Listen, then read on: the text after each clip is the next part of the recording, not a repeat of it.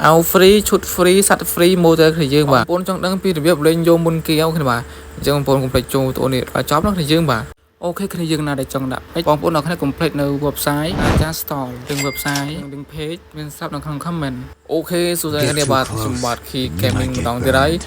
ក្នុងវីដេអូប៉ុណ្ណេះគឺខ្ញុំមកធ្វើការបង្ហាញមកខ្ញុំពី event ថ្មីដែលចេញក្នុង Game Free Fire យើងអញ្ចឹងគឺយើងបាទឥឡូវគឺគេដាក់តម្លាក់រូបមកយើងមើលក្នុង Game Free Fire គឺយើងបាទបងនេះពេលនេះគឺបងសុំមួយគឺយើងបាទគឺកុំភ្លេចជួយចុច follow page បងម្នាក់មួយចុច like ម្នាក់មួយទៅគឺយើងបាទហ្នឹងហើយយ៉ាងវិញទៅបងប្អូនកុំភ្លេចជួយ follow នៅ page ទូចបងម្នាក់មួយនោះគឺយើងដាក់ link page របស់បងអាទូចហ្នឹងគឺនៅក្នុង comment នោះគឺយើងបាទបងប្អូនគាត់ចុចក្នុង comment នោះឃើញ link page បងគឺយើងបាទចឹងរកកន្លែងនៅមួយសិនគឺយើងបាទនេះយ៉ាច្រឡំមែនទេនេះណាចាអូនេះអានេះគឺគេដាក់ឲ្យយើងទិញនៅថ្ងៃទី17ដល់ថ្ងៃទី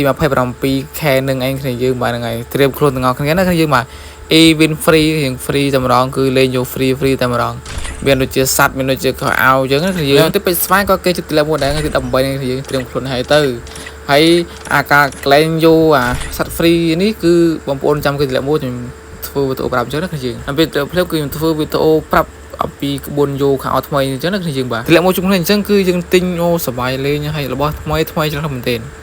អ្វីដែលទិញនេះចេញគឺហ្គេមនៅយើងបាទប៉ុន្តែកំតិនដេញពីពេញយោដែរ